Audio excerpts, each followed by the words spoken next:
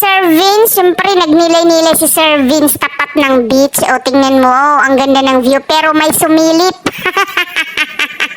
Tingnan mo naman yung sumilip. Napakagandang diwata naman yan sa paligid ng kapaligiran. Oh, di ba? Medyo nagutom sila at syempre naghanap yata si service ng pagkain nito. Ayan, may drinks. Ganda, no? Ganda ng hotel na tinitirahan nila, no?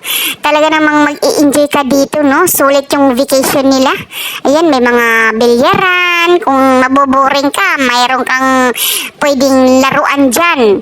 O diba talaga naman, ang sarap kapag may pera talaga, nakakabakasyon ka sa mga mamahaling lugar or malalayang lugar. Pero kapag wala, edi Pilipinas ka lang. Oo, mas maraming magaganda na tanawin din dito sa ating sariling bansa, no? Kaso nga, hindi natin malibot-libot kahit malapit lang tayo dito sa Pilipinas. Kasi syempre, kahit dito lang yan sa Pilipinas, mamamasahe ka, mag-airplane ka, wala kang pocket money, parang ganun. Si Amara, oh. Ay, talaga, andun pala kay Mamala si Amara. Si Mami Tis yung may hawak kay Amara. Bagong gising, ah. Yan, naghahanap yata si Sir Vince dito ng makakain. Gym siguro to, no?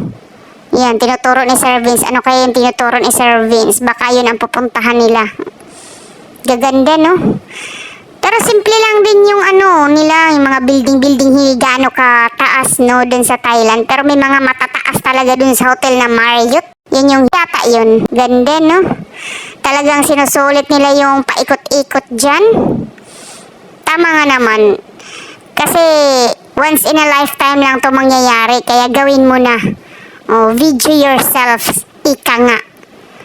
Or i-video mo yung mga journey mo or mga memories mo na kasama yung anak mo, parang ganun. Parang ginagawa ni Sir Vince, binibidyo niya yung mga memories nila, diba? Kung saan sila pumunta. Kaya may mababalik-balikan ka kapag malaki na si Amara. Oh, ito pala yung binabalikan namin ng anak ko noong maliit pa kami, parang ganun. Diba? So, yun lang po yung natin, reaction for today's video. Please subscribe ka Buddy Mix Vlog. Bye-bye. Love you.